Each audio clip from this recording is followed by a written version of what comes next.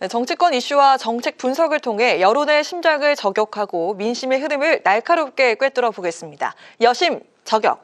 새로운 논객 두 분 계속해서 모셔보도록 하겠습니다. 민주당 법률위 부위원장이신 장윤미 변호사, 국민의힘 노동위 부위원장이신 강전애 변호사 나오셨습니다. 두 분 안녕하세요. 안녕하세요. 네, 지난주 한 주 쉬고 다시 뵙겠습니다.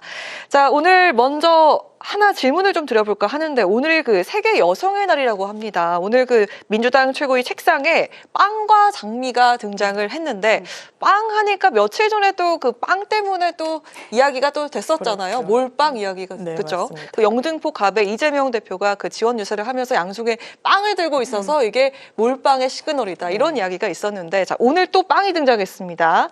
자 이게 뭐지 하고 궁금했는데. 오늘 그 세계 여성의 날이고요. 1908년 여성 노동자들이 생존권을 의미하는 빵과 그리고 또 참정권을 의미하는 장미를 들고 시위를 벌이는 데서 유래가 됐다고 하더라고요. 116년이 지난 오늘의 그 한국 여성 어디까지 와 있다고 생각하시는지 들어보도록 하겠습니다. 저는 한국 여성의 현실은 아직까지는 우리 정치가 여성가족부를 요청하고 있는 현실이라고 생각합니다. 왜냐하면 뭐 권리가 동등해졌다라고 이야기하고 뭐 이준석 대표 같은 경우에는 오히려 남성이 차별을 받는다는 취지로도 하지만 유리천장이라는 게 분명히 있죠. 그리고 상장 기업의 여성 임원 비율 따지면은 초라하기 그지 없습니다. OECD 이런 여러 국가들의 지표에 여성의 사회 참여 상당히 못 미치거든요. 그렇기 때문에 이 여성가족부의 존재도 분명히 필요한데 좀 역행하는 측면이 이 정부에 있다라는 생각이 들고요. 없애지도 못하고 그렇다고 유지하지도 못하고 장관도 공백인 상황이라는 게 좀 안타깝게도 느껴지고 그리고 짚어주셨다시피 민주당의 이제 최고위 지도부 회의에서 이제 빵과 장미를 뒀다 보니까 몰빵과 관련해서 이게 비례정당도 민주당과 관련한 이 정당을 찍고 다른 제3세력에는 뭐 표를 주지 말아라라는 이 정치적 해석을 낳기도 했는데 꼭 그런 건 아니고 지금 짚어주신 대로 빵과 장미를 이제 나누는 게 또 3.8 여성의 날의 의의의 출발점이었기 때문에 또 정치적 해석을 더 확대할 필요는 없겠다 이런 생각이 개인적으로는 들었습니다. 네, 알겠습니다. 어떻게 생각하십니까? 네, 지금 여성의 인권이라든지 어떤 권리에 있어서는 대한민국이 이제 교육에 있어서는 거의 동등해지지 않았나라고 생각을 합니다. 다만 그 이후에 취업 과정에서부터 조금 어려움들이 있고 특히 이제 여성 같은 경우에는 그 경력 단절 여성, 이제 결혼과 출산 그리고 육아에 있어서 아직까지는 여성이 육아를 조금 더 많이 하는 것으로 보이고 있는데요. 그 이후에 여성들이 교육은 똑같이 대학까지 동등하게 받았음에도 불구하고 경력 단절이 되었을 때 아이를 키운다고 이제 회사에 밖으로 나갔다가 다시 돌아가고 싶은데 돌아갈 자리가 없는 부분 이것들이 참 큰 문제라고 생각을 합니다. 그래서 그 부분들이 이제 공부를 하고 있는 젊은 여성들의 입장에서는 걱정이 될 수밖에 없잖아요. 그러면은 여기에 있어서 나중에 나는 그러면은 아이를 안 낳고 그리고 아이를 안 낳을 것이면 결혼도 하지 않겠다라는 형태로 이제 이어질 수가 있는 것이죠. 그런 상황에서 결국에는 대한민국의 출산율이 0.6대까지 떨어진 이 상황에서 글쎄요, 이게 출산율이 떨어졌다는 것은 지금 대한민국 정부에서 참 천문학적인 숫자의 금액을 참 투입을 하고 있는데 효과가 아직까지는 좀 미미한 것 같습니다. 여기에 대해서는 우리가 조금 더 무엇이 더 문제가 되는지에 대해서 함께 토론하고 이게 여성만의 문제가 아니거든요. 아까 말씀드렸듯이 대학까지 동등하게 교육을 받았는데 그 여성들이 나중에 사회에서 역할을 하지 못한다는 것은 대한민국 전체에 있어서 손해라고 생각을 합니다. 그 부분이 아마 지금 대한민국의 인구 소멸의 문제도 있지만 우리가 발전하는 과정에 있어서도 가장 큰 문제가 되지 않을까 좀 빨리 해결이 됐으면 좋겠다는 생각입니다. 저희 코너 이름이 뭔지 아시죠? 네, 여심저격. 뭐 여자들만을 위한 프로그램인가 생각하실 텐데 저희 여심은 여론의 심장입니다. 네, 남녀노소에게 열려 있다는 점 시청자분들께 다시 한번 각인시켜드리겠습니다. 자, 지금부터 이야기를 나눌 주제에도 여성 이야기가 또 나올 것 같습니다. 전국 254개 지역구 중 현재까지 국민의힘은 213곳, 민주당은 200곳의 후보를 확정을 했습니다. 지역구 공천이 거의 막바지에 이른 상황인데 공천 성적표를 좀 작성을 해볼까 싶습니다. 양당 모두 시스템 공천을 내세워서 면접, 심사, 경선 등의 과정을 거쳤습니다. 전반적으로 평가가 국민의힘은 밋밋한 공천이다. 또 민주당은 격렬한 공천이다라는 평가가 있습니다. 자, 먼저 우리 두 분의 각자 우리 당 공천에 대한 솔직한 자평부터 좀 들어보도록 하겠습니다. 네, 먼저 해볼까요? 네. 네, 국민의당의 네. 공천 과정에 대해서 제가 먼저 말씀드리겠습니다. 밋밋한 공천이라고 말씀을 해주셨는데요. 아무래도 현역 교체 비율이 좀 낮기 때문이겠죠. 네. 오늘 정영환 공관위원장이 아직까지 경선이 완전히 끝난 것은 아니지만 한 35% 정도 현역이 교체가 될 것 같다라고 말씀을 하셨습니다. 그런데 지난 21대 그 총선에서는 43% 교체가 됐었거든요. 그리고 지금 민주당 같은 경우에는 한 45% 정도가 교체가 되었다라고 알려져 있는데요. 결국에는 그렇다면 국민의 입장에서는 이번 공천 과정에서 신인들의 등용을 하는 데 있어서 이번에 공천의 3선 이상은 15% 일괄적 감산을 했습니다. 그리고 네. 신인들에게는 가산점을 줬습니다만 이게 부족했다는 것이죠. 거기에 대해서 공관위원장도 이미 인정을 한 바 있습니다. 가산과 감산을 인위적인 조정을 통해서 신인들을 발굴을 하고 등용을 하겠다는 것이었는데 이게 이번에 좀 점수의 배점 자체가 크게 효과가 있지 않았다라는 것이 드러났거든요. 네. 그래서 저는 국민의힘이 앞으로도 이번 총선이 마지막이 아니지 않습니까? 앞으로도 계속 갈 정당으로서 다음 선거에 있어서는 이 부분을 조금 더 비율을 높이고 그리고 이번에 민주당은 전략 특구 지역들을 결정을 했었죠. 지금 말이 좀 많습니다만 여성 전략 지역이라든지 청년 전략 지역이라든지 이런 데를 한 군데씩 하고 있는 모습을 네. 보이고 있는데요. 국민의힘에서도 이렇게 전략 지역에 대해서 조금 더 여성이라든지 아니면 청년 혹은 뭐 장애우라든지 이런 부분에 있어서 좀 더 심도 있게 검토를 해봤으면 좋겠다라고 개인적으로 생각을 하고 있습니다. 우리 당에 솔직하게 좀 아쉬운 점 말씀하셨는데 좀 잘한 점도 있잖아요. 그렇죠. 지금 뭐 무감독 공천이라고는 하지만 네. 저는 제일 잘한 것은 경선 과정에서 점수를 공개한 것. 바로 그것이었다고 생각을 합니다. 아, 점수를 공개한 것. 네, 민주당에서 지금 공천에 내분이 있는 것은 왜 내가 하위 20%인지 하위 10%인지 알려주지 않는 것이거든요. 재심 신청을 해도 거기에 대해서 그냥 기각을 하지 뭐 왜 그렇게 점수가 몇 점인지 본인 얘기를 안 하고 있어요. 그런데 국민의힘 같은 경우에는 경선에 돌입을 했을 때 마지막에 그 경선 후보 중에서 누가 후보가 결정이 되었느냐를 밖으로 언론에 보도를 하기 전에 네. 당사자들이 후보들이 와서 이 합산 과정부터 함께 합니다. 그리고 거기에 대해서 모두 체크를 하고 사인을 하면은 그 이후에 거기에 대해서 언론에 보도를 하거든요. 물론 언론 보도할 때는 점수를 알려주지 않고 네. 점수는 후보 본인에게만 알려주고 있습니다. 저는 이게 정말로 시스템 공천에서 가장 잘하고 있는 부분이라고 생각을 합니다. 일례로 지금 유경준 의원이 처음에 왜 본인의 지역구에 전략 공천이 들어오느냐 문제 제기를 했었단 말이에요. 그랬는데 거기에 대해서 공관위에서 유경준 의원과 다른 후보들의 이제 퍼센트라든지 이런 구체적인 수치를 알려줬습니다. 그랬더니 오늘 바로 거기에 대해서 승복한다라는 의견을 보였잖아요. 이렇게 점수를 가지고서는 객관적 데이터를 가지고 이 탈락한 사람들에게 설득을 할 수 있는 과정. 왜냐하면 탈락을 했다고 해도 이분들이 그동안에 선거운동을 하면서 가지고 있었던 뭐 지지세라든지 이런 것들이 원팀이 돼서 총선에서 그 지역에서 후보와 함께 달려야 되는 사람들이거든요. 근데 그 민주당 같은 경우에는 떨어진 사람들, 내가 왜 떨어졌는지 모르기 때문에 그 지역에 가서 결국 후보가 된 사람과 함께 하기에는 감정적으로 좀 멀어 보입니다. 국민의힘이 네. 그 부분에서 참 잘하고 있다고 저는 생각하고 있습니다. 다음 질문에서 그 상대당의 공천 성적표에 대해서 한두 평 들어보도록 하겠습니다. 자, 본인 당에 네. 대한 평가 어떻게 하시면 좋을까요? 일단 민주당의 공천 과정이 좀 시끄러웠던 건 사실이죠. 네. 그리고 이 부분과 관련해서도 이게 매끄러웠다라고 자평하기는 좀 어려운 부분이 있는 것 같습니다. 네. 그런데 좀 상대당과 견주어서 이야기를 한다면 좀 어려운 문제를 민주당은 좀 먼저 푼 측면은 있다라는 생각이 네. 들어요. 이를테면 뭐 임종석 전 실장 문제랄지. 그렇죠. 네. 그리고 민주당은 2008년도부터인가요? 이렇게 이 현역 의원들의 하위 평가를 계속 해왔었습니다. 근데 이게 공천과 맞물려 있다 보니까 하위 평가자에 누가 들었다더라 어쩌다더라 하면서 당사자들이 그걸 공개하고 반발하면서 이게 또 공천의 잡음으로까지 이어지는 부분이 있어서 이게 내부 규정상 공개로 하진 않아요. 이게 어떻게 보면 명예훼손적인 성격도 있고 해서.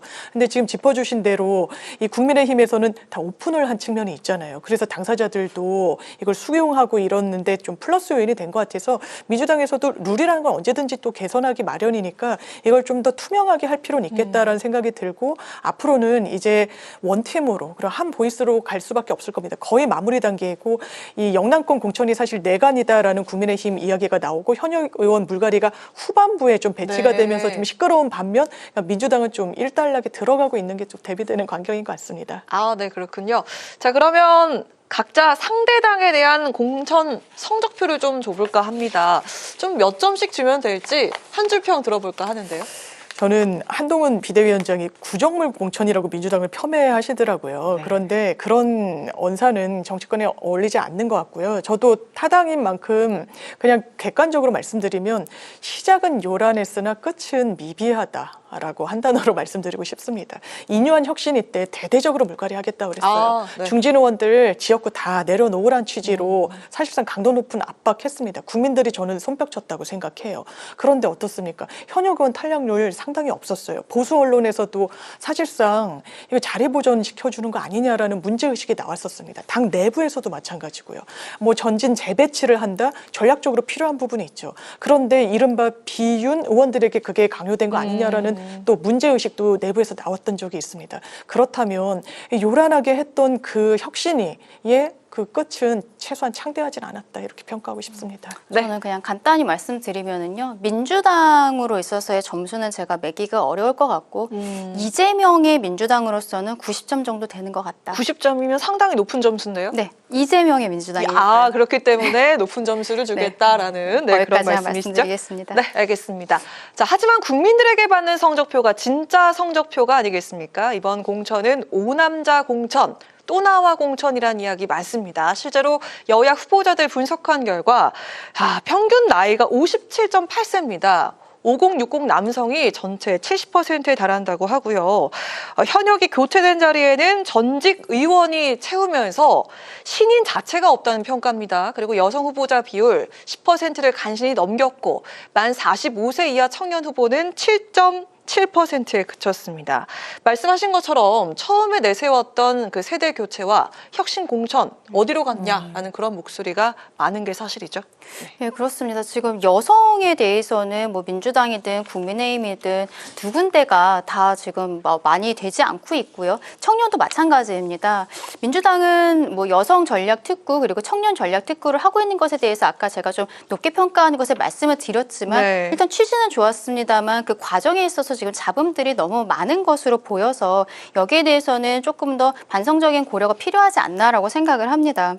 결과적으로 지금 여성과 청년 이런 층위에서 줄어든 부분은 비례대표에서 채울 수밖에 없을 것 같은데요. 또 국민의 입장에서는 강남과 영남권에서 5군데의 지역구는 국민추천제를 지금 진행을 하기로 했거든요. 네. 그렇다면 국민추천제에서 이게 뭐 처음 해보는 방식이기 때문에 어떤 분들이 되고 어떻게 결정이 될지는 모르겠습니다만 아마도 여성과 청년이 조금 더 배려를 받지 않을까라고 생각을 합니다. 여긴 지역구에 대한 문제고요. 결국 이제 비례에서는 그 홀수 순위에 여성이 들어가기는 하지만 청년층도 지금 굉장히 많지가 않아요. 결국에는 신인 가산점의 인위적인 조정이 저는 실패했다라고 아까 말씀을 드렸잖아요. 네네네. 그 부분들이 굉장히 아쉬운 부분인데요. 비례에 있어서 청년들을 어떻게 배려할 것인지 거기에 대해서 국민의힘에서는 좀 더 많이 이제 신중하게 판단을 해줬으면 좋겠다라는 생각입니다. 비례대표에서 좀 많은 할애를 해야 한다라는 그런 말씀이신데요. 동의가 됩니다. 네. 왜냐하면 여야 공이 정치 신인들한테 가점을 준다든지 아니면 중진 의원들한테 감산을 한다든지 해서 균형을 맞추려고 하지만요. 결과물을 보면 정치 신인이 현역 의원의 그 틀을 넘기가 너무나 어렵습니다. 그렇기 때문에 더 적극적인 조치가 없는 이상 정치 신인이 국회 입성을 하는 건 어렵죠. 정치 신인은 다 여성이나 청년이 대다수인 부분이 있어서요. 이런 부분에 대해서는 정말 반선적인 성찰이 필요해 보입니다. 네, 두 분 혹시 그 개인적으로 관심을 갖고 있는 지역구가 있는지 좀 궁금하거든요. 어디가 있을까요? 저는 뭐 많은 국민들께서 관심 갖고 계실 것 같은데 계양을. 그냥 네, 이재명 대표가 그렇죠. 네. 이제 현역 지역구 의원이고 네. 그리고 거기에 대해서 원희룡 전 국토부 장관이 이제 도전자로서 진행을 하고 있지 않습니까? 그 부분이 굉장히 좀 관심이 갑니다. 네. 구체적인 뭐 여론조사 수치는 여기서 말씀드리기는 어렵지만 어쨌든 원희룡 전 장관이 지역구에서 지금 이천수 선수와 함께 네. 뛰고 있잖아요, 말 그대로. 네. 그러면서 지역에서의 인지도들도 조금씩 올라가는 것으로 보이는데 맞아요. 이재명 대표가 한 45% 정도, 원희룡도 후보가 한 41% 정도. 네네. 그 정도로 그 나오는 것으로 오늘 오전에 한국갤럽 조사가 나왔었는데요. 네. 이재명 대표 같은 경우에는 지금 당대표를 하고 있기 때문에 다른 지역들을 돌아다니고 있습니다. 그리고 또 사실은 재판도 계속 있기 때문에 뭐 당에서 최고위원회 회의라든지 아니면 다른 지역구라든지 본인이 서초동에서 재판을 받는다는 것이든지 지역구를 관리하는 게 현실적으로 굉장히 어려운 부분들이 네. 있죠. 근데 그 계양을이라는 지역은 그 이전에 송영길 전 대표도 오랫동안 지역에서 지역구 의원을 해왔었기 때문에 굉장히 민주당 텃세가 강한 지역이에요. 여기에 원희룡 전 장관이 거의 개인기로서 도전을 하는 것인데 개인기요? 예, 이분의 네. 이 개인기와 그리고 지금 국민의힘의 지지도가 조금씩 올라가고 있는 부분 이게 네. 민주당의 완전한 텃밭이었던 개항에서 어떠한 결과를 가져올지 참 네. 주가 주목된다고 네, 생각합니다. 주목해 보도록 하겠습니다.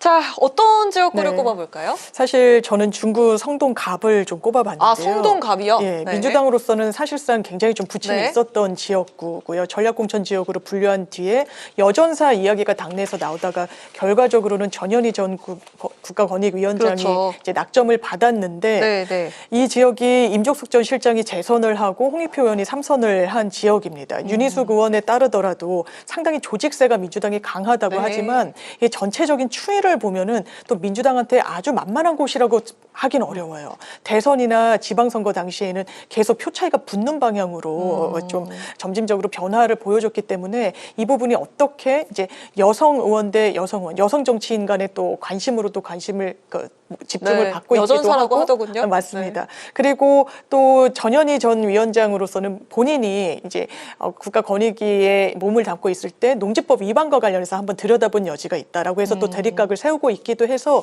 이 선명한 그 대비되는 장면이 공식 선거운동 돌입하면 어떻게 또 유권자들 앞에 펼쳐질지 상당히 좀 주목이 됩니다. 네.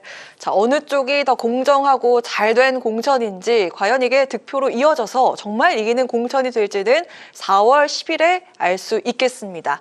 자, 어느 정도 내부 공천 작업이 마무리가 되는 시점에 여야는 민심 공략에 나섰습니다. 어제 한동훈 위원장이 수원을 찾았는데요. 오늘은 이재명 대표의 정치적 고향인 성남과 용인 등에서 수도권 공략을 이어갔습니다.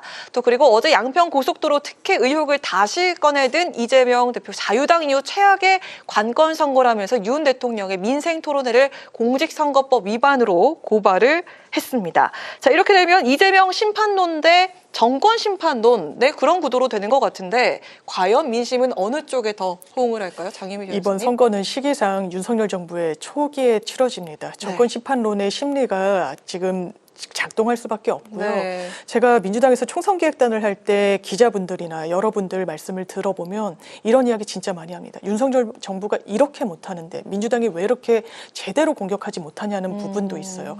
아마 지금 공천작업 마무리되면 그 대정부 메시지를 굉장히 강경하게 끌어올릴 겁니다. 경제성장률 1.4%, IMF나 어떤 전 세계적인 국가 경제 위기 아니면은 상상하기 하기 어려운 수치입니다. 지금 군대에 아이들 보낸, 자녀 보낸, 아들 보낸 어머니들 밤잠 못 주무신다고 그래요. 북한이 전쟁 운운합니다. 헌법까지 고쳐가면서 그럽니다. 우리가 거기에 대해서 어떤 대안을, 안심을 안보적인 측면에서 보여주고 있나요? 이런 부분과 관련해서 국민의힘이 다수석이 된다면 이 정부가 사실상 폭주하는 거 아니냐라는 네. 우려가 나옵니다. 이 부분에 대해서 민주당이 할 몫을 해야 된다고 생각합니다. 네. 강전혜 변호사님. 저는 지금 시기적으로는 어떠한 윤석열 대통령의 3년차 그 대통령으로서의 시기가 있기 때문에 정권 심판론이라는 이야기가 나오는 것이 맞다고 생각을 합니다. 다만 지금 윤석열 정권이 시작을 하면서 여소야대가 계속적으로 되어 있는데요.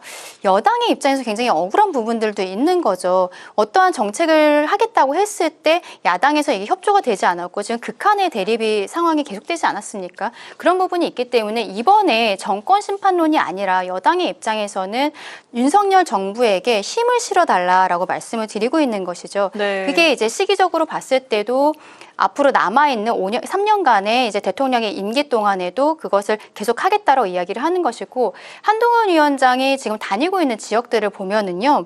처음에 시작이 청주였고 천안 이렇게 갔을 때 여기가 지역구가 3개, 4개가 있는데 모두가 다 민주당 지역구입니다. 가서 하는 이야기들은 그런 거예요. 여기에서 민주당이 득세를 하면서 지역이 얼마나 발전이 되었습니까? 우리가 여당으로서 우리가 힘을 가지고서 여기를 발전을 시켜드리겠습니다라고 이야기를 하고 있는 거죠. 네. 성남이나 용인 같은 데 갔을 때는 3호선을 연장을 한다든지 결국에는 지역 주민들이 정말로 원하는 정책적인 메시지들을 내고 있습니다. 저는 한동훈 위원장이 지금 전국을 돌아다니는 과정에서 이렇게 지역들을 선택하고 있는 것이 굉장히 잘하고 있다고 생각을 하거든요. 근데 반면에 이제 이재명 대표 같은 경우에는 처음에 종로에서 네. 시작을 했는데요. 종로가 정치 1번지니까 그렇다라고 하지만 그 이후에 간 것은 영등포, 아마도 뭐 김영주 의원이 탈당을 해서 간 것 같기도 하고요. 그리고 그 이후에 간 데는 뭐 양천이라든지 이런 데들을 가는데 약간은 뜬금없는 거죠. 그리고 양평을 간다? 양평을 갔죠. 예, 양평을 네. 간다는 것은 결국에는 양평 고속도로 관련해서 김건희 여사와에 대한 어떠한 의혹 제기를 크게 하겠다는 거 아닙니까? 네거티브만 하고 있다는 거예요. 지금 이재명 대표가 다니고 있는 이 지역에 대해서 저는 민주당에서 네거티브로서 이 총선을 마무리를 할 것인가? 오히려 이 지역들을 다니면서 당대표로서 이 지역에 어떠한 발전을 가지고 올 수 있는지 야당이지만 어떠한 것들을 본인들이 해왔는지에 대해서 말씀을 드려야 된다고 생각하는데 이게 지금 한동훈 위원장과 이재명 대표의 지역을 돌아다니면서의 메시지의 차이거든요. 네. 이 부분들이 결국에는 총선에서 국민들께서 우리 지역에 있어서 지역구는 정말 지역의 발전이 가장 최우선이잖아요. 우리 지역에 있어서 누가 더 도움이 되는 것인지 판단을 해주실 것이라 생각합니다. 네. 자, 저희가 그 2주 동안 이야기를 못 나눠본 부분이요. 조국 혁신당의 기세입니다. 점점 더 그 존재감을 좀 드러내고 있는 것 같은데, 오늘 황운하 의원이 조국 대표와 손을 잡았습니다. 첫 현역의 입당이죠. 그리고 문재인 정부 당시 청와대 참모 3인방에 박은정, 이규원 등 반윤 검사까지 지금 그 속으로 누가 웃고 또 누가 울상을 짓고 있을지 궁금한데요. 어떻게 생각하십니까? 조국 대표 웃고, 네, 웃고. 아마 윤석열 대통령은 울고 계시지 윤석열 않을까요? 대통령이 울고 있다. 아무래도 네. 반윤 전선을 너무 세게 가져가고요. 네. 처음에는 민주당에서도 거리 두기를 상당히 세게 했습니다. 그런데 정치권의 돌풍으로까지는 평가하기 좀 어렵겠지만 돌풍은 아니다. 예, 파문 정도는 일으키고 파문 있는 건 정도? 분명히 있어요. 그렇다면 유권자들을 왜 호응하고 있느냐. 조국 대표가 이젠 대표가 됐죠. 창당 선언을 하면서 이렇게 이야기를 합니다. 네. 내가 법률적으로는 사법적 단죄를 받았습니다. 그렇지만 비법률적인 방식으로 명예 회복하겠다고 해요.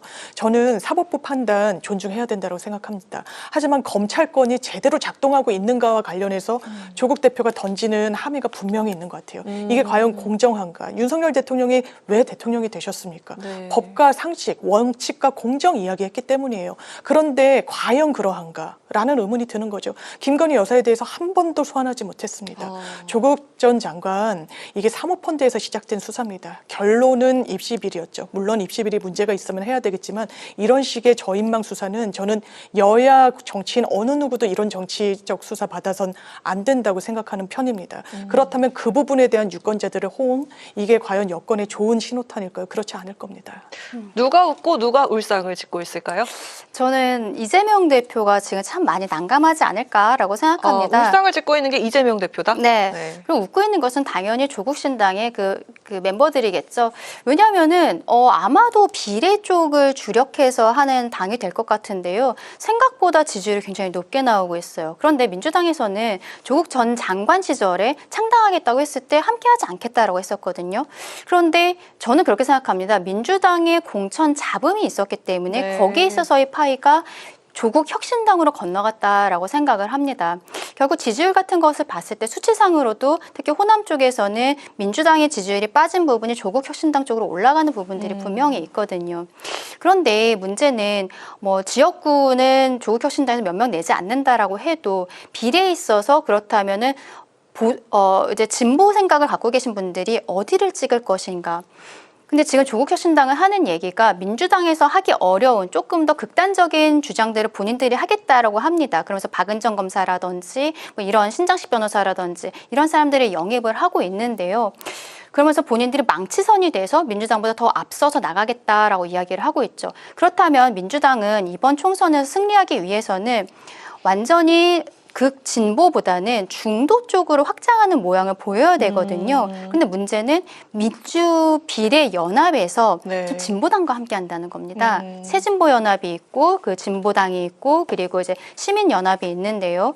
여기에서 진보당 같은 경우에는 이석기 전 의원이 뭐 구속되기도 했고요. 결국 통진당의 후신이라는 거죠. 그러면 여기에서 이제 3명이 들어오고 또 새진보 연합에서도 용해인 의원이 지난번에도 위성정당 더불어시민당으로 들어왔는데 민주당 위성정당으로서 재선을 하겠다는 정말 전무후무한 네. 이런 처음이라고 하죠. 예, 이런 것들을 지금 하겠다라고 하고 있잖아요. 그리고 지금 시스템상에서는 가능한 거고요. 이런 것들이 있어서 중도에 있어서 민주당을 평소에 이제 지지를 하셨던 분들이 과연 마음을 민주당에게 줄 수 있을까? 근데 그렇다고 해도 사실은 그분들이 조국 전 장관의 그 당은 더 저는 좌쪽에 있다고 생각을 하거든요. 결과적으로 이 중도에 있어서의 마음을 국민의힘이 가져야 되는데 저는 그렇게 생각을 네, 하는데요. 네. 조금 더 노력을 했으면 좋겠고 이 부분이 중도에 대한 마음을 어떻게 얻을 것인가가 아마 이재명 대표의 가장 큰 고민이 되지 않을까라고 생각을 합니다. 네. 자, 오늘 이 시간 여기서 마무리하도록 하겠습니다. 자, 지금까지 민주당 법률위 부위원장이신 장윤미 변호사, 국민의힘 노동위 부위원장이신 강전애 변호사와 함께한 여심 저격이었습니다. 두 분 고맙습니다. 감사합니다.